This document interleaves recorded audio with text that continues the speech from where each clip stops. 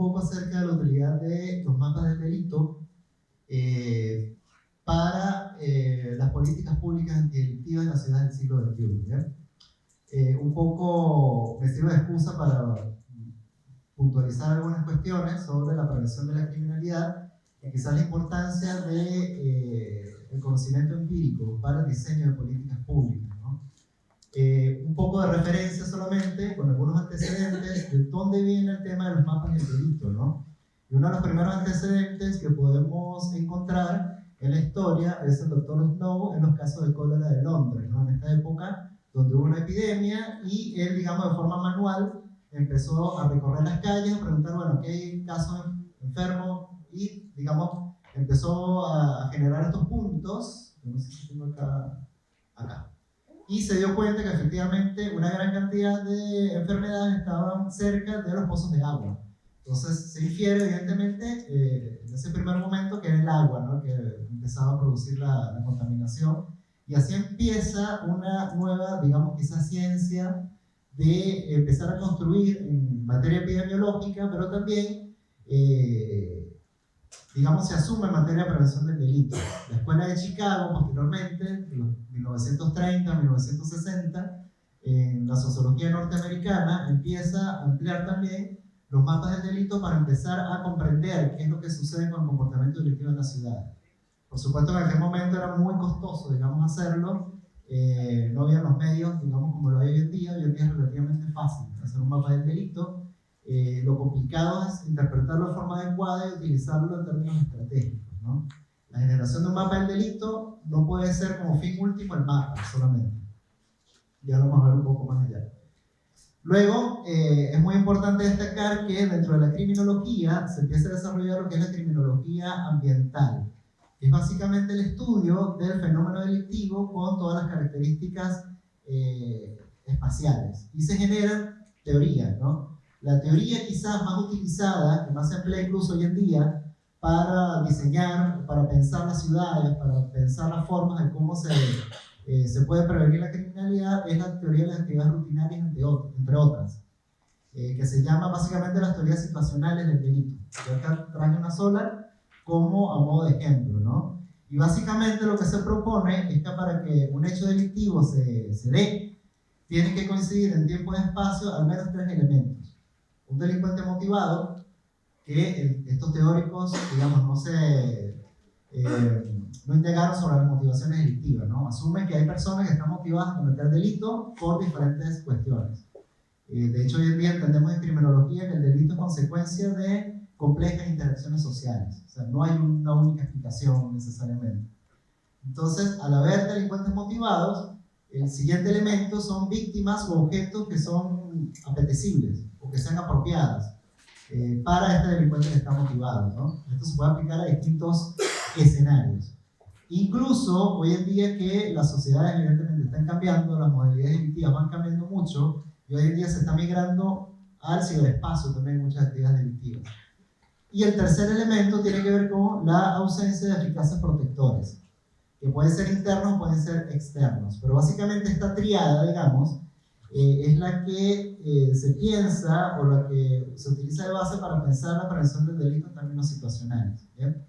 Por supuesto que es muy difícil eliminar, digamos, o intervenir en la delincuencia motivada desde las políticas públicas, ¿no? O sea, las personas van a estar motivadas a cometer algún tipo de delictivo. Se puede intervenir en objetos o víctimas apropiadas, probablemente, pero lo que más se piensa es en los eficaces protectores. Quizás esto es lo que de alguna manera se basa en muchas estrategias para pensar entonces en la expansión quizás de medios de protectores como cámaras de seguridad o como el patrullaje policial o como la presencia policial en distintos ámbitos. Ya vamos a ver un poco, pero esas estrategias no necesariamente previenen el delito como nosotros pensamos, ¿no? Muchas veces lo que hacen es hacer un efecto de desplazamiento del delito. Cuando hay zonas muy protegidas, el comportamiento delictivo tiende a desplazarse, ya sea a otras zonas o por otras modalidades. Por eso es importante pensar la prevención del delito también en términos integrales, así como se piensa la integración a las dinámicas de las ciudades. Por supuesto, una de las cosas que tenemos que empezar a superar son los problemas que tenemos para la construcción de las estadísticas policiales o las estadísticas delictivas, con lo cual se montan las estrategias de prevención del delito, ¿no? Una de las cosas que tenemos es que, por lo general, el aumento de la actividad delictiva no va acompañada de inversión para conocer el fenómeno. No podemos prevenir lo que no se conoce. No hay mucha inversión, digamos, en investigación para comprender el fenómeno como tal. Es decir, el fenómeno delictivo tiene múltiples causas, pero muchas veces simplemente nos enfocamos en básicamente los síntomas, ¿no? Decimos, bueno, expandimos la presencia policial en líneas generales, pero las condiciones estructurales que están generando la delincuencia muchas veces se dejan de lado o no se conocen en su totalidad. Con lo cual es un tema a superar, ¿no? La falta de datos confiables también sobre la actividad delictiva en la región es un problema, crear estadísticas confiables. Y en la región esto se presenta mucho más. De hecho, con la pandemia nos dimos cuenta que con nuestros sistemas de estadísticos evidentemente están un poco mucho más atrás, ¿no? Muchos aspectos, no solamente los delictivos, sino también los epidemiológicos, los de salud. Los sistemas estadísticos deberían tener gestiones estandarizadas y deberían tener sistemas de control también mucho más abiertos para que evidentemente puedan ser mucho más confiables como tal. ¿Bien? Allí vamos un poco entonces a los mapas del delito. ¿Qué son y cómo se utilizan hoy en día, ¿no? Por supuesto que es una herramienta básicamente que permite conocer o comprender cuál es la dinámica delictiva de una determinada zona o región. Por lo general, los propios órganos policiales saben más o menos qué sucede en sus propias regiones, ¿no? El mapa del delito tiende a ser una herramienta más básicamente para visualizar cómo se mueve, pero por supuesto brinda también la oportunidad de tener información adicional, ¿no? No solamente qué es lo que se comete, a qué hora se comete, con qué frecuencia, más o menos cómo se va desplazando, y eso da información situacional que nos ayuda a comprender qué está sucediendo, que no es un conocimiento completo, ¿no? ¿Cómo se construye un mapa del delito? Bueno, básicamente hay una recopilación de datos, de información estadística, que ya vemos que en algunos casos hay problemas de confiabilidad, pero en líneas generales lo que hay es una representación visual de esos datos. Si bien en la Escuela de Chicago era muy costoso hacer mapas del delito, hoy en día es relativamente sencillo. De hecho, hay un montón de programas de software abiertos, gratuitos, que solamente con información estadística y de geolocalización podemos montar mapas del delito.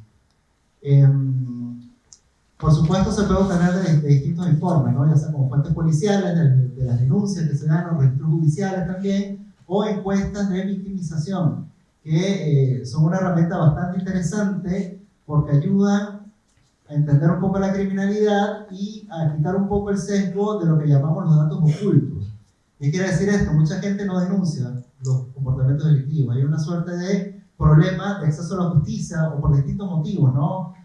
Muchas personas son víctimas de delito y no denuncian, y al no denunciar la estadística policial se queda sin estos datos, sin estos registros.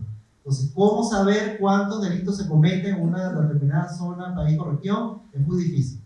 Pero una forma de compensarlo son las encuestas de victimización, es decir, estos estudios donde se van estudios hogares, donde se pregunta básicamente si han sido víctimas de delitos o no, y se hace un registro y se puede cruzar después con la estadística policial a ver cuál es la tasa de denunciabilidad, qué tanto delito oculto se puede manejar, y es muy interesante promoverlo de hacerlo, ¿no? Y por supuesto, luego esos datos se procesan y se ubican en un mapa, ¿no? El gobierno de la ciudad acá tiene un mapa del delito que es bastante interesante, y acá dejo la dirección para los que quieran ingresar y quizás verlo un poco, ¿no? Es una base de datos bastante interesante donde da mucha información sobre las zonas donde se cometen ciertos tipos delictivos. Acá, esa misma base de datos de todos los delitos que se cometieron en 2021, yo los bajé y los visualicé en esta forma de verlo como para ver un poco dónde se cometen o cómo se distribuye el delito en la ciudad. Por supuesto que acá, y está a propósito así, lo hice así a propósito, están todos los delitos que se cometieron en el año 2021, ¿no?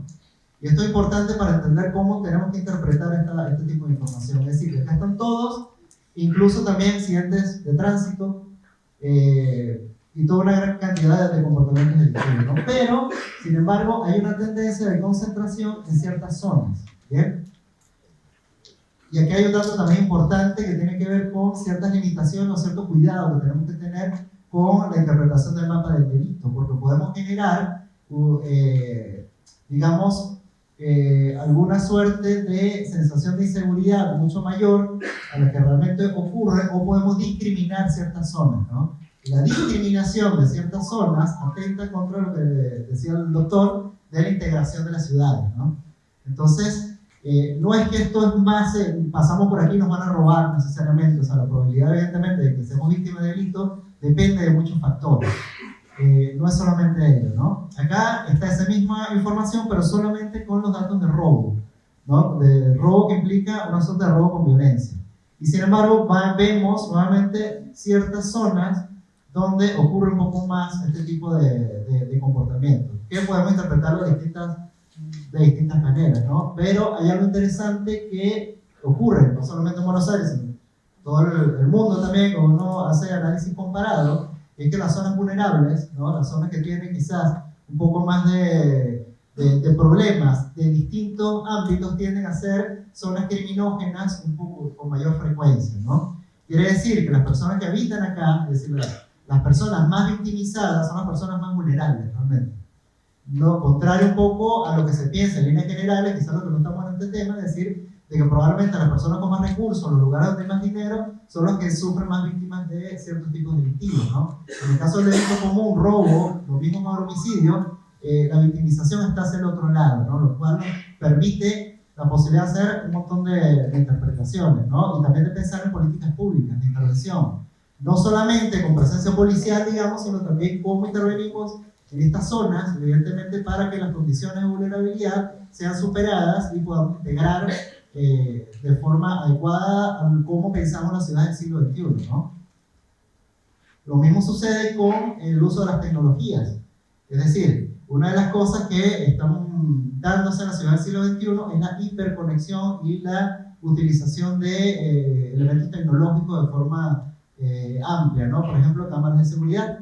Sin embargo, cuando uno hace un paneo en la región, muchos de estos dispositivos de seguridad no necesariamente lo que incorpora el Estado como política pública, que lo hace de forma más estratégica, sino con este mercado emergente de la seguridad privada, masivo también, ¿no? Hay un montón de empresas privadas que proveen servicios de seguridad, de vigilancia privada, etcétera, tienden a ubicarse en las zonas con mayores recursos económicos, con lo cual un poco pasa, ¿no? Este tema de la discriminación de las zonas que no tienen los recursos, digamos, para incorporar cámaras de seguridad, el vigilador, ¿no? el botón de pánico, todos estos elementos de tecnología que muchos mercados emergentes están dando y que, reitero, no necesariamente previene el delito, ¿no? El delito, la prevención pasa por otros lugares más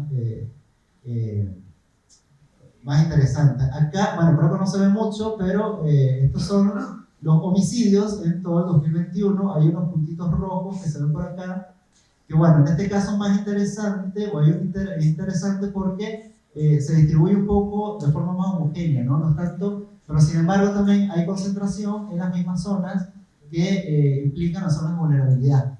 Entonces, es un llamado también a pensar en las ciudades y en materia de seguridad, cuáles son estos lugares, pero no pensarlos desde el punto de vista discriminatorio, decir, bueno, aquí están los delincuentes. Eso no es lo que está diciendo el mapa. Lo que está diciendo es, hay factores criminógenos que están facilitando que ciertos tipos delictivos se cometan con mayor frecuencia en unos lugares que en otros. Porque una de las cosas que nos dice la criminología es que el delito no es azaroso, ¿no? El comportamiento delictivo no es al azar. Hay factores acá que están facilitando tanto en el robo como en otros comportamientos violentos, que acá haya una mayor frecuencia de comportamientos delictivos como tal. Que pasa quizás por donde hay quizás menor presencia policial, por ejemplo, o lugares más oscuros, o lugares más desprovistos que faciliten o que de alguna manera hagan que ciertos individuos se sientan más seguros de cometer cierto tipo de comportamientos delictivos en unas zonas que en otras. Pasa por distintas variables, ¿no? Por eso reitero la importancia de la investigación y el conocimiento empírico de qué es lo que sucede con el comportamiento delictivo en estas zonas. Reitero la importancia de la inversión en la investigación. Entonces, ¿cuáles son las ventajas que pudiésemos ubicar en la aplicación o utilización del mapa del delito? Bueno, en primer lugar, evidentemente ayuda a todas las autoridades a comprender o tener una mejor idea de cómo se mueve el delito y cómo dirigir quizás los recursos de una forma mucho más eficiente, ¿no? Sobre todo en la planificación policial, en qué horarios o qué tanto recurso puedo utilizar para ser mucho más eficiente probablemente y poder incidir de forma adecuada en la disminución del delito en ciertas zonas, ¿no? Permite que la comunidad tomar medidas preventivas, adoptar medidas de seguridad para reducir la incidencia delictiva, puede ayudar a las autoridades a identificar patrones de delincuencia como la recurrencia y otro tipo de información. Y por supuesto, es importante también destacar ciertas limitaciones. Los datos pueden ser incompletos o sesgados. El mapa solo refleja la incidencia delictiva, no la causa del delito, por lo que es posible que no proporcione una comprensión completa del problema. Y el mapa puede ser percibido también como estigmatizante, depende de cómo se use en ciertas comunidades, ¿no? Hay otra forma de utilizar mapa del delito. Yo había traído quizás un ejemplo sobre un algoritmo que se llama el algoritmo de Rosmos, donde, como un ejemplo en México, donde podemos predecir con un algoritmo las zonas probables de confianza o de residencia de agresores seriales. Afortunadamente esto se da muy raro en el mundo, que haya agresores seriales, y se pueden utilizar mapas del calor con este tipo de algoritmo también para predecir zonas de confianza.